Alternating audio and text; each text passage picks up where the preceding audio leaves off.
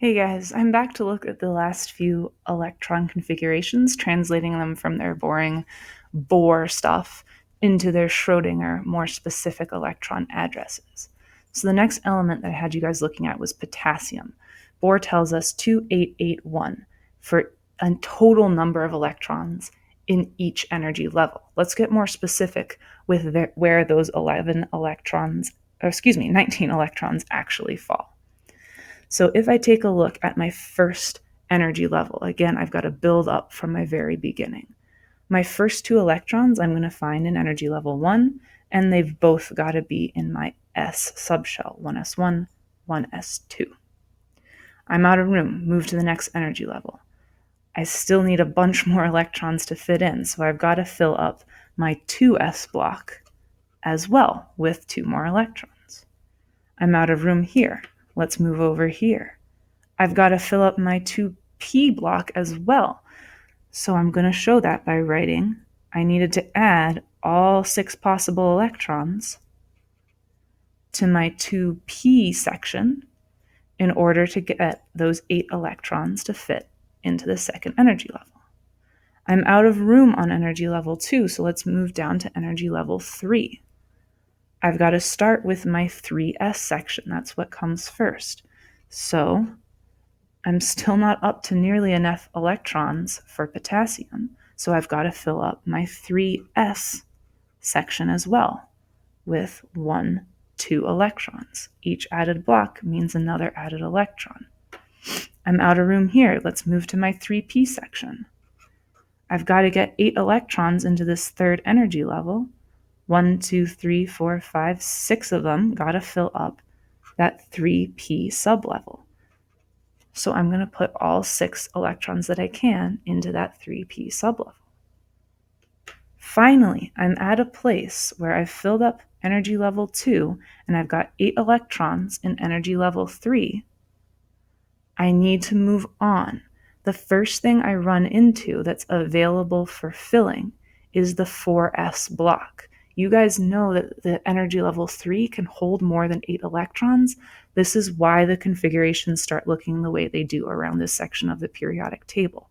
It's actually easier to start filling up the S block of energy level 4, because that's what comes first on the periodic table, than it is to start messing with this business over here. So that extra electron that I've got is actually going to go into my 4th energy level in an S subshell because I'm in green, and I've only got 1 electron to play with. I'm in my first block of the 4s section. So I'm going to end my configuration off by saying 4s1.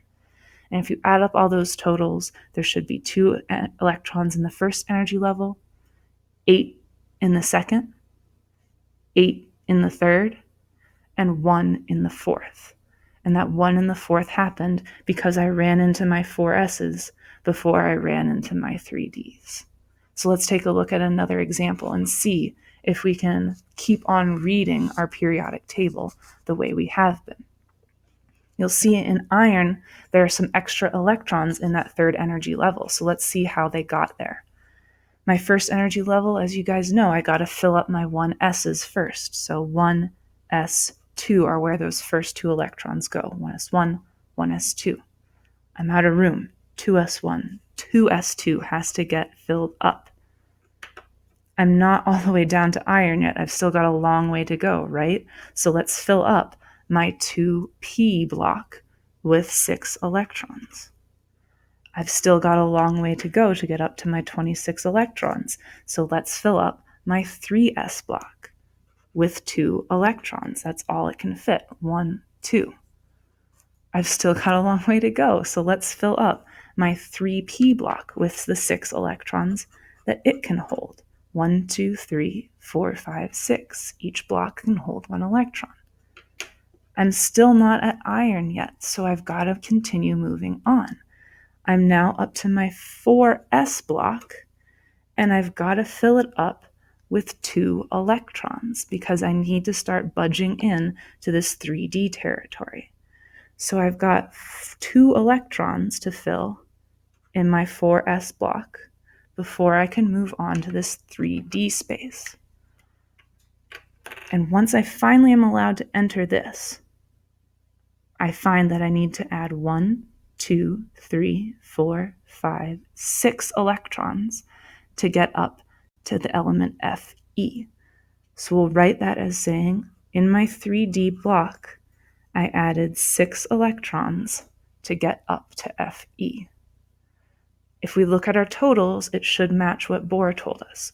2 electrons in the first energy level,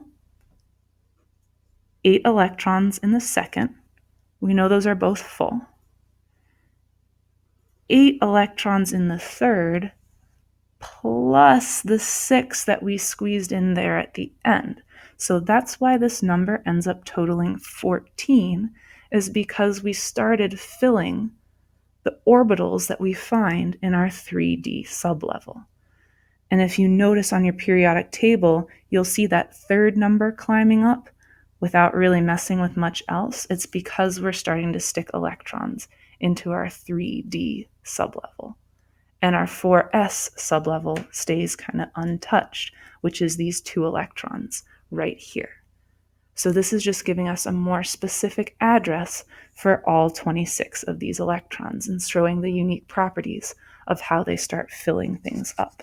So let's take a look at our last example in your mini lesson notes and see if we can't get a specific address for all the electrons in krypton, element number 36. But now you know I've got to fill up my 1s level with 2 electrons, so 1s1, 1s2. I'm not yet down to krypton, so let's keep going and write what we see. I've got to fill up not 1, but 2 in my 2s section. I've got to fill up my 2p section, so 2p and 6 electrons, 1, 2, 3, 4, 5, 6 need to be added there. My next space is my 3s zone, so I should write 3s2 because I've got to fill it up. I've got to get all the way down to kr in this bottom corner. After my 3s's, I run into 3p's. 3p, I've got to add all 6 available electrons to my 3p section. I'm still not to krypton, so I move on to my next available energy space, and that's the 4s sublevel. Got to fill it up with the 2 available electron slots that it has. My next thing I run into is my 3d section. And I need to add all 10 electrons in because I'm trying to work my way over to the end of this row. So 3D is going to fill up with 1, 2, 3, 4, 5, 6, 7, 8, 9, 10 electrons. And finally, I'm into the correct block for krypton.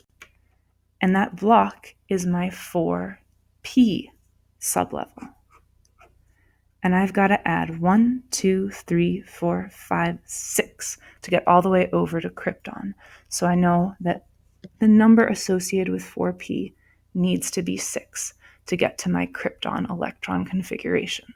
And again, this should correspond well with Bohr, knowing that there are 2 electrons in my first energy level, 8 in my second, 8 plus 10 in my third, and 2 plus 6, or 8, in my fourth.